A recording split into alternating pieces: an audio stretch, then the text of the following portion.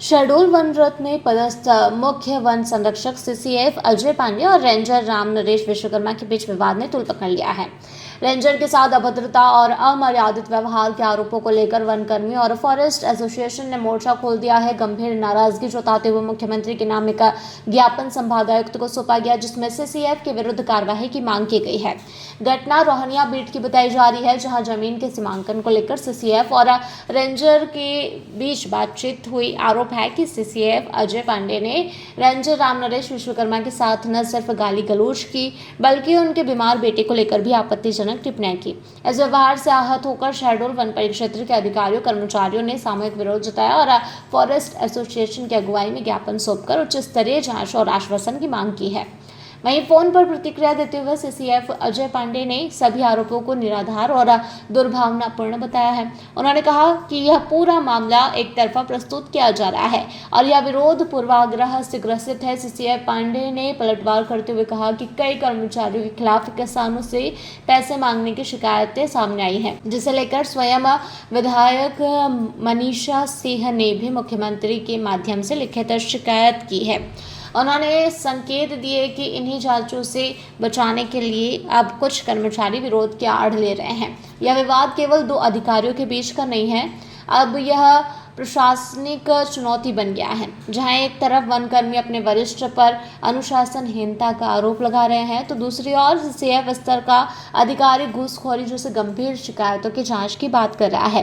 वहीं शहडोल वन विभाग में यह विवाद अब केवल व्यक्तिगत नहीं बल्कि संस्थागत गरिमा और पारदर्शिता का मुद्दा बन चुका है। सभी की निगाहें अब प्रशासन की निष्पक्षता और पारदर्शी जांच प्रक्रिया पर टिकी है।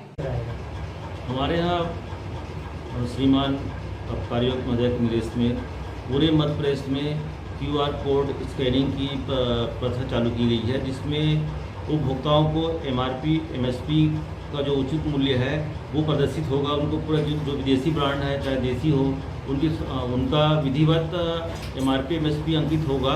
अगर उससे ज़्यादा कोई बेचता है MRP से तो वो शिकायत कर सकता है विभाग को, और हमारे विभाग के वृत्त प्रभारी जो हैं वो समय समय पर टेस्ट परचेस की कार्रवाई भी कर रहे हैं। उल्लंघन पाए जाने पर विभागीय प्रकरण कायम कर उचित जुर्माना वसूल की जाएगी शासन द्वारा। सर, ये QR कोड जो शहडोल से दीपक कुमार गर्ग की रिपोर्ट। जयराम जी, किशन काका। राम राम भाई, राम राम। क्या दोनों भाई बैठ के क्या हिसाब लगा रहे हो? ऊटी लहसुन के भाव आ गए क्या? अरे नहीं रे दादा, ये अपना रमेश नया मकान बनाने के लिए लोन ले रहा है। हिसाब किया तो पता चला कि लोन का पैसा तो ईंट और रेती में ही पूरा हो जाएगा। और अभी तो सीमेंट लानी है, सलिया लाना है, और तो ठेकेदार को भी पैसे देने हैं। मेरे तो कुछ समझ में ही नहीं आ रहा कि कैसे बनेगा मेरा नया मकान। अरे किशन काका, कहाँ इन रेत सीमेंट और लाल ईंटों के चक्कर में पड़ रहे हो? मेरी बात मानो तो अपने घर को बाबजी AAC ब्लॉक से बनवाओ। इसमें ना सीमेंट और रेत की जरूरत होती है, ना ही तराई करने की झंझट। और लाल ईंटों के मुकाबले आपका मकान काफी तेजी से बनकर तैयार हो जाएगा। इससे आपके पैसे तो बचेंगे ही, साथ ही मजबूती ऐसी कि सालों साल देखने की जरूरत नहीं। और इससे आप अपना मकान ही नहीं, कुएं और खेत की बाउंड्री वॉल भी बनवा सकते हो, जिससे रोजड़ों की समस्या भी खत्म हो जाएगी। वाह भाई, ये तो कमाल की चीज है। फिर तो मैं अपना घर बाबजी ब्लॉक से ही बनवाऊंगा। और मैं अपने खेत की बाउंड्री वॉल। ज्यादा जानकारी के लिए स्क्रीन पर दिए गए नंबर पर अभी कॉल करें। बाबजी AAC ब्लॉक्स, स्टील से मजबूती।